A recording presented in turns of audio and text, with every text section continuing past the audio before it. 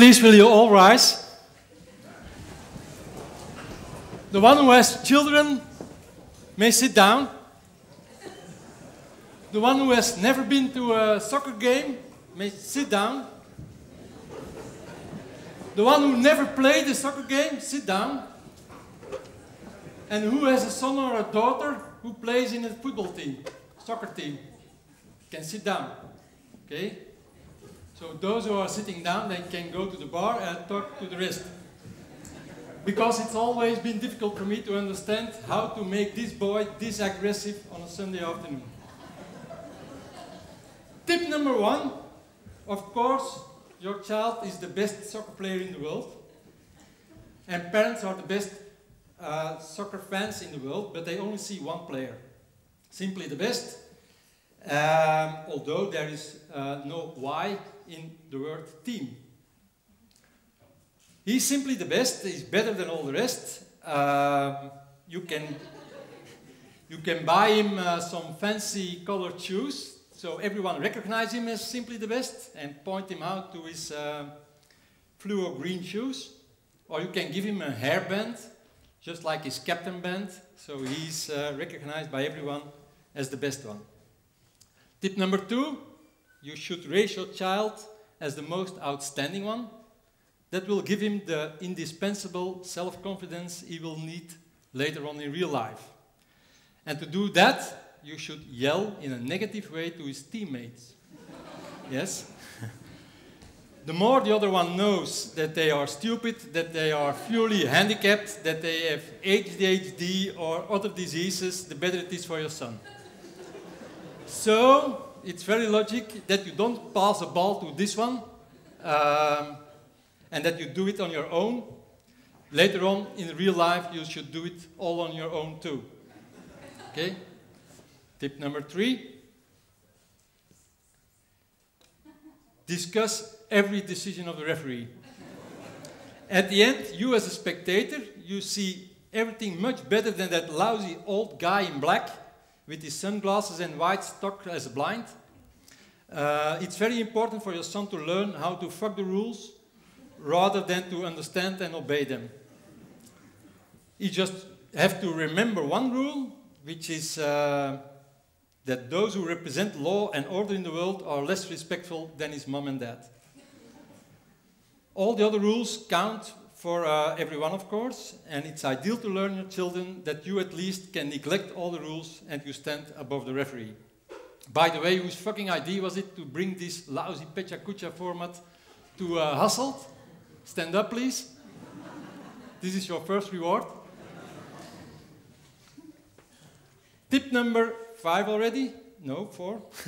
You have to stand as close to the coach as possible because you can nail him loudly when he makes some mistakes. In England, there are different football teams. This is an English football team because the wives are becoming more important than the players themselves. This team is called the Wags. And, where am I? Tip number 5, we are halfway, so time to talk about money. Give your son €5 for each goal he makes. It helps him in his scoring drive and his ego, and afterwards he can play fancy things in the football canteen versus his fellow teammates. Who besides Anderlecht and Ajax think that nothing is as important in life than money? Does anyone know which is more important than money? Lots of money. Does anyone know which is more important than lots of money?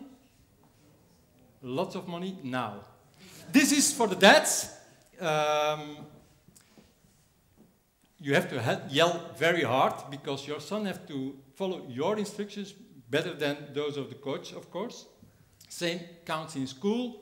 When your son got home and he has some homework to do for not being honest or polite, I'll skip that one.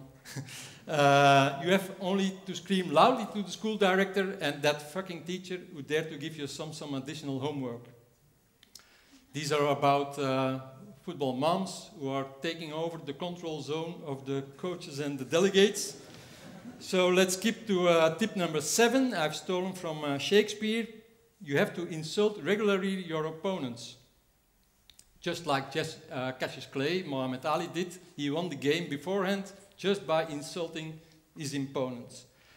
You have to exaggerate then. The goal is here that the other party completely lose confidence. So you have to exaggerate in what you do. Football is war. This is a quote from a Dutch coach, Rinus Michels, former national coach of the Dutch Bastards, who won the European Championships. There are 2 advantages of being a member of a team. First is, I'll skip that one too. First thing is, as a member of a team, it allows you to become anonymous, so you can yell very hard. And second advantage of a team is it allows you to blame someone else when something goes wrong. Yes, this is about Steven Gerrard. It's my favorite. But his father was ignoring his son, who was super talented. And one day, his son came home and he could earn the double of the salary in 30 miles further on in Manchester. And he would like to go to Manchester. And his father said, "You don't. If you go there," he was never been seeing his son. "If you go there, you can't go home anymore." So too little attention can cause some spoiled behaviors like you saw from Steven Gerrard. And you have, of course, to move in the transfer market. So I'll go to the last slide to give you some takeaways, like Peter Huizentraat first. Don't worry that children never listen to you. Worry that they are always watching you. Second one, parents who are always giving their children nothing but the best usually end up with nothing but the worst. And the third one is one thing it's one thing to show your child the good way, but it's a much harder thing to stand out of his way. And last but not least, this color is about love.